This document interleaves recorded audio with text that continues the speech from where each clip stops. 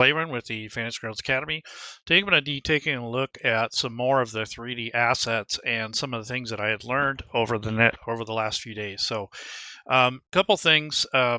If you're going to edit NPCs or you want to improve the art, or maybe you have a module that hasn't been converted yet and you would like it to look better in the 2D asset map, I took some images and art from. Basically, I use the Chat GPT. So I think this for my personal use. So anyhow, this is basically how I created these NPCs.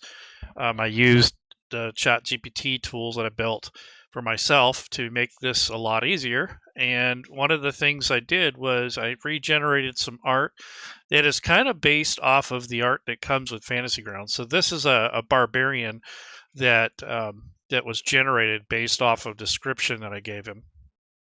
And then this is the original image. So this is what comes with Fantasy Grounds. There is no full body image. This is just a portrait type picture. Here's another variation, which I thought looked pretty cool. So I might use this for like a full body image if I wanted to share it with somebody. And then there again is another version. So I just took those and I put those into Fantasy Grounds. And what you want to do with once you have those 3 pieces of art, when you unlock an NPC, so for an example, I'm going to bring up this monstrous giant centipede, it's this guy over here. So basically, I created this and then I made a transparency out of it and I put it in Canva. So Canva is a free and paid program that you can use to create content. So what I have is a template for tall creatures or monsters or NPCs. So these are 800 wide by 1,000 tall, and that's recommended from the Fantasy Grounds Atlassian. So if you go to there's a developer guide, and I went over this yesterday if you caught my video, but the developer guide gives you the dimensions for the artwork that's in Fantasy Grounds. So it gives you kind of a rough idea of the type of dimensions, format, that sort of thing. So you want to try to adhere to those as best you can, and you'll get better results in the long run if you do.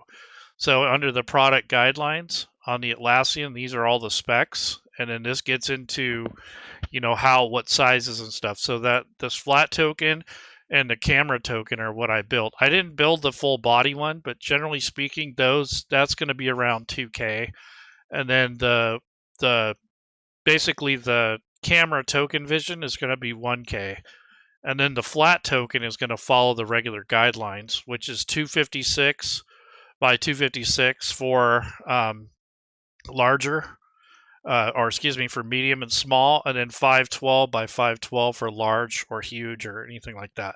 So this is just your basic guidelines. I made mine at 300 for the large, and then 512 for huge, but for the most part those are your guidelines. So this is where you get that information, but essentially that's what I did here. I made tokens and pogs.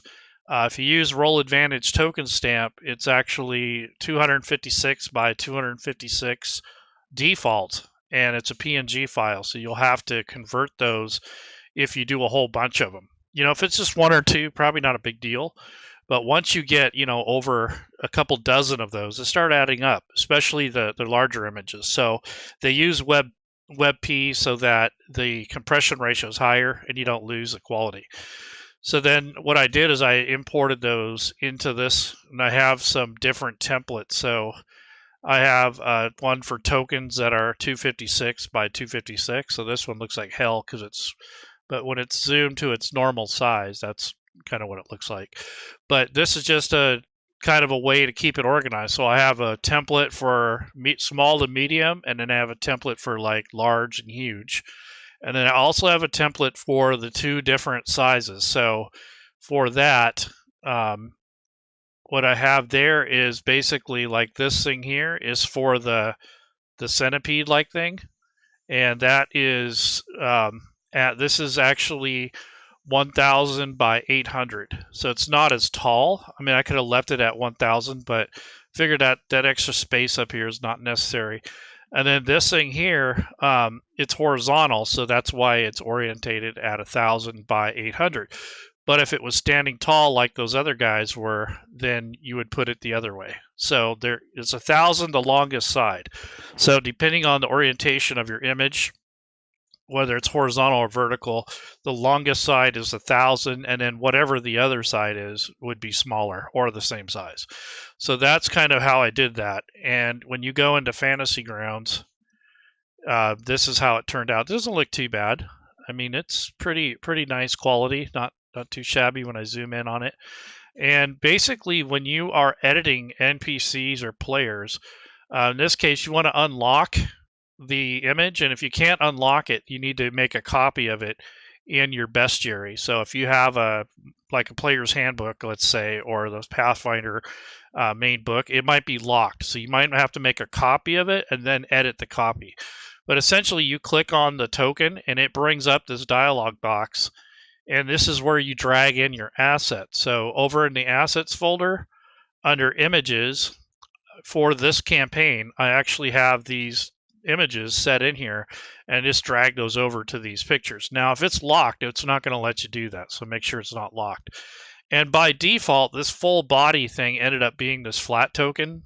So I swapped that out. So if I want to share this image with the players, it won't look like just a token. It'll look like this full body one. This is actually a third image. So if you want it to be like a high quality image, full body with a background, you could do that. You can make it a little bigger, like maybe 1500 by 1500 or something like that. So when you share it, it looks a lot more detailed and really nice.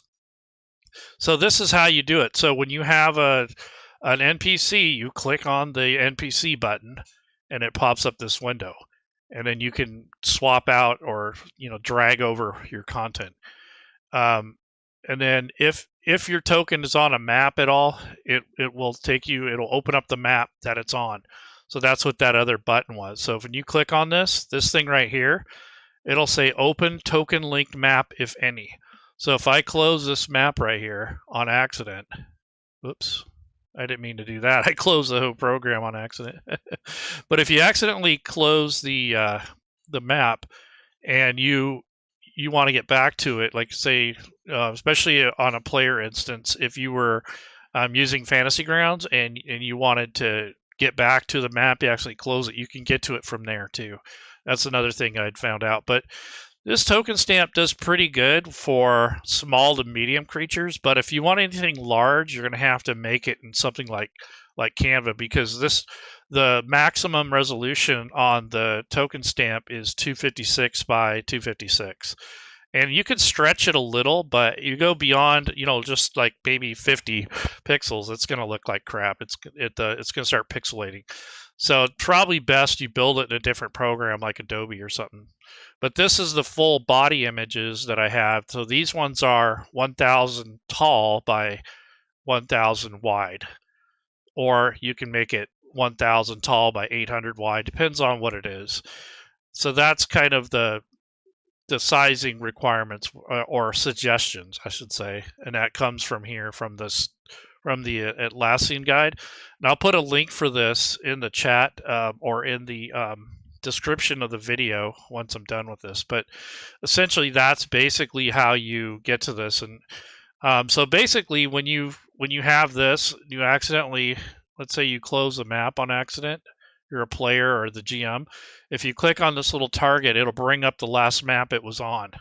It obviously this is the flat view, but this is basically what you're going to see before you switch it over to the 3D view. So in the 3D view, it's going to take and it's going to show this token instead of this flat one. So if I go into 3D view on this one, then it switches over to this like camera view. So that's why you have to have two pieces of artwork now, maybe even up to three, depending on what you're doing. So let's do that. So this is the token view here. I think it looks pretty darn cool. But yeah, that's the yeah, that's pretty scary. So I also made this centipede in NPC stat block format. So if I bring over those tokens, let's see what happens here. So this is kind of a test on this type of map. So what I'm going to do is come over to here and claim this token here. This is a mercenary. And then up on top, you can switch to the combat tabletop list, which is going to give you all the active participants. This is something that some people like, some people don't, but you can turn it on or off if you want. And you can change whether it's 6 positions or 8 or 10. I think goes up to 12. Just depends on how big your combat tracker is and how many things you want to display at once. But essentially, this is the order so that your players and people can see it. And it works better like on a stream, that sort of thing, because it's really hard to see this combat tracker, especially if it's zoomed out. And just as a note here, if you go to your assets and you have assets that you've shared with your table, there's a new button down here on the bottom left called Shared. So anything that you've shared with your players will appear down here in Shared, and it pops up to a separate asset window. So you can do that to manage the types of things that you have shared with your table. So instead of having to come all the way over to the image list and then using this shared filter, which it used to have down below here, now it has its own folder in the assets window. So it used to be that it would have this little letter P on the side, and that's how you would unshare it. But now when you want to unshare something, you can just right click and delete it, and that gets rid of the shared asset. A little bit more visible than trying to dig through this list. And there was a filter on here that essentially would say, it said shared. It used to have a button called shared. So if you're used to that, this is how you now clear your shared assets. You go into your assets, you click on the shared button, and any images that you have shared in your campaign will show up in here, and you can just right click and delete, and you can actually search too if you've got a bunch. So that's kind of handy. I found that out today or yesterday. But yeah, so this is just a way to kind of get you kind of used to using these. I want to switch up here. This new toolbar is kind of driving people crazy. So this thing is a lot thicker than it used to be. I believe I said they're going to do something with this up here, the space. So it looks a little overcrowded and big. There was some complaint I noticed that people didn't like this, but I think they're going to put icons or something up here, or maybe a counter or something. I don't remember or even know for sure if that's the thing, but I think they're going to be putting things up here, like maybe a linked map or something, like you can click on it, goes to the next map or something like that. I don't remember. But eventually that space up there is going to be used. And then up here, these are all the little tools. So I can also switch. So if I was playing this guy here, this is Garvin the Dark. He's a mercenary. So if I was playing him, I could actually, as a player, I can go into this first-person view, look at it like this, and then to get rid of the, this line of sight stuff, so I don't see through the walls and stuff, the player view can come on here. And once I have this player selected, I can move around with the WASD keys and kind of move through here. And I think if you hold shift, it'll move this faster. But essentially, that's one view, one way to look at it. Here you can strafe here. You can push both buttons at the same time. I mean, there's really cool kind of patterns that you can do. But I kind of like this view better for myself anyways. And when you deselect as the GM, you're going to notice that you'll see everything. So this is only because I'm the game master. As players, you won't be seeing that as much. But this is just a preliminary kind of thing where I'm kind of testing things out. Let's see what we got here. Yeah, so there's the the centipede. And then you got these arrow keys that you can use to move in and out, move the map forward or backwards. You can also still use the left click and drag and hold the middle mouse button to kind of rotate your view here. You can use X and C, they're shortcuts. So X is zooming in and out, you got that. If you wanted to make this guy like partially submerged, I'm going to click on the centipede, and then I'm going to click on the, what is this, the Alt key, and go like that. So now he's 5 feet under or 5 feet above ground. So you can make it like he's burrowed underneath here, and then when he comes up, he can attack, something like that. But I'm going to actually move this guy. And the reason he can't see, anyone can guess why he can't see anything other than just kind of like the silhouette? It's because he doesn't have a light source. So I need to pretend that he had a torch. So if I go over to the options over here under the effects, I can drag this torch effect onto his entry, and now he'll have this torch light. So now he can see better. He doesn't have dark vision, so that's what that is. And then this guy here is an actual character, so I can move him around. Let's say they end up going into this room to fight.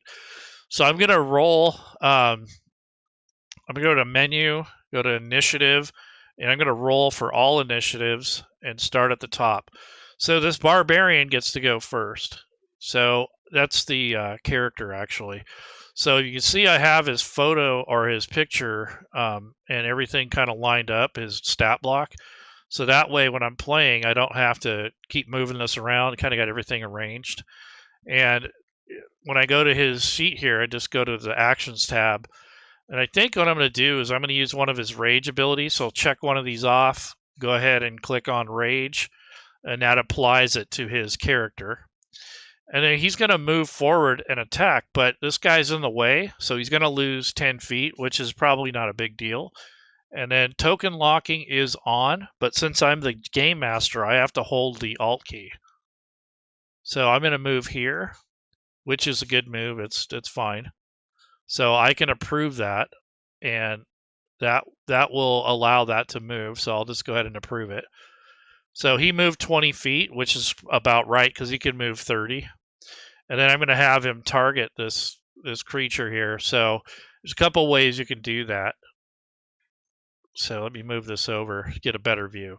So I'm going to move him. He's right here. He's going to target this guy. So if I hold down the control key, and I got to make sure I have this guy selected. You have your token selected as the GM first, and then you can click on this guy, and you can see he targeted himself on accident. So we don't want to do that. We want to target this guy. So there we go. So now we have the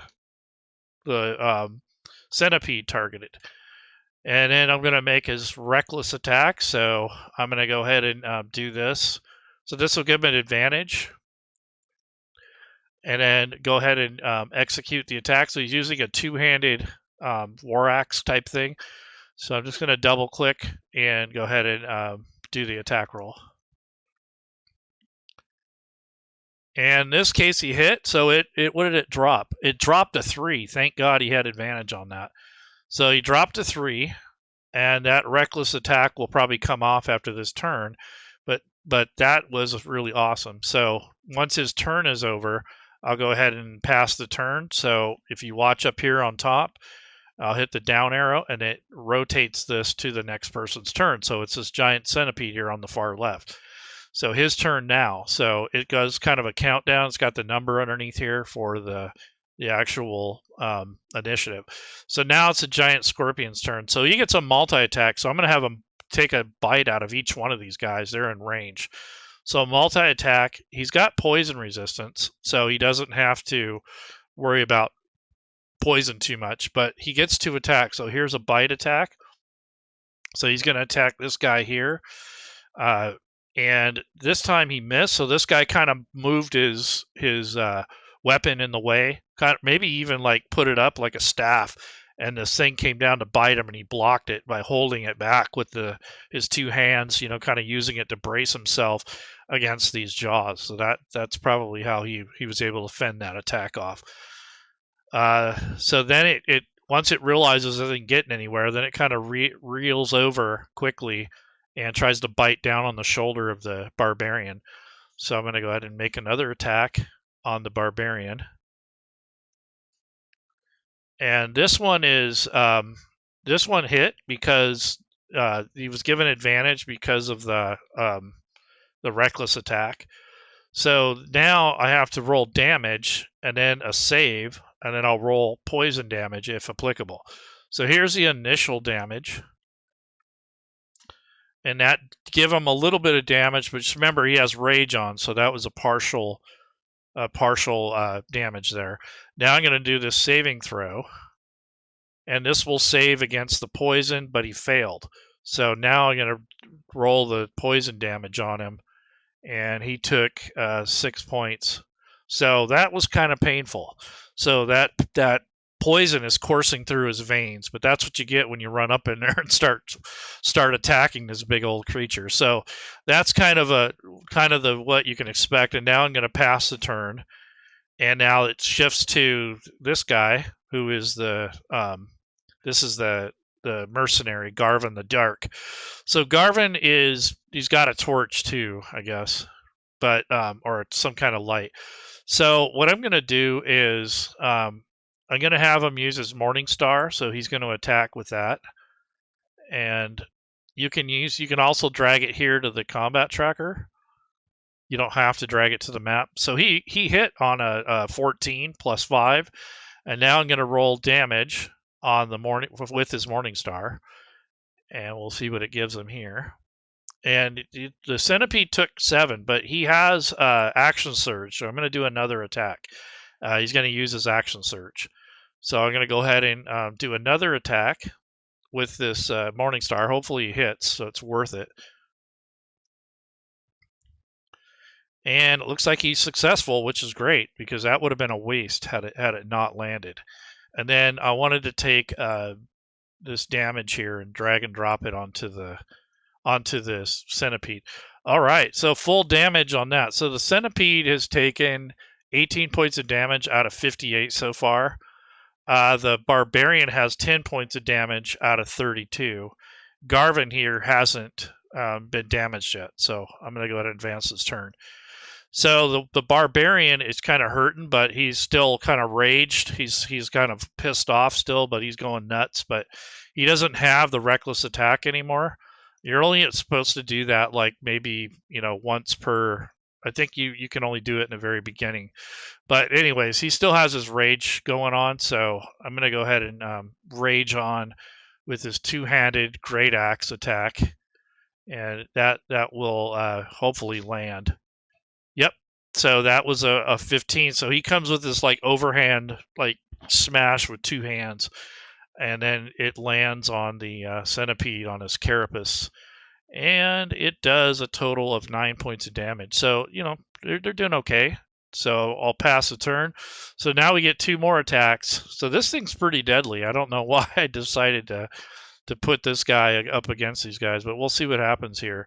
So that was a miss. So again, this guy is pretty good. He like takes a staff and kind of knocks the guy's jaws out of the way so he doesn't get bit. And then it tries to snap down on the he probably tries to snap back down on this guy since he had success last time.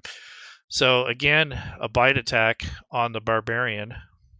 This time he didn't get advantage because it wasn't a reckless attack by the barbarian this time, but he still hit. So we'll see what happens with the saving throw. So he does a save, and it looks like he succeeded that time. So he'll only take half damage if he succeeds. So that's not bad. But still, he's hurting. He's at 20. Let's see. He's at 14 out of 13. Half his hit points are almost gone. All right, Garvin, it's time to do something here. So we need what we need is a what do you call it? A critical success. That would be awesome. All right, so he already uses action surge. What's the brigand's cunning? So Garvin adds a plus to his armor class when wearing leather armor due to his specialized training and the enhanced protection of his brigandine armor. So I don't know if I've applied that already. I don't remember, but that would be part of his armor class. But I'm going to go ahead and do the Morning Star attack again. So come on. Let's get this guy, because this guy's get pretty deadly if he gets any more. So that was a miss. So he swung that thing around, and the centipede kind of moved around and got out of the way. So that's his turn. All right, barbarian. So he's going to move over a little bit to give some room.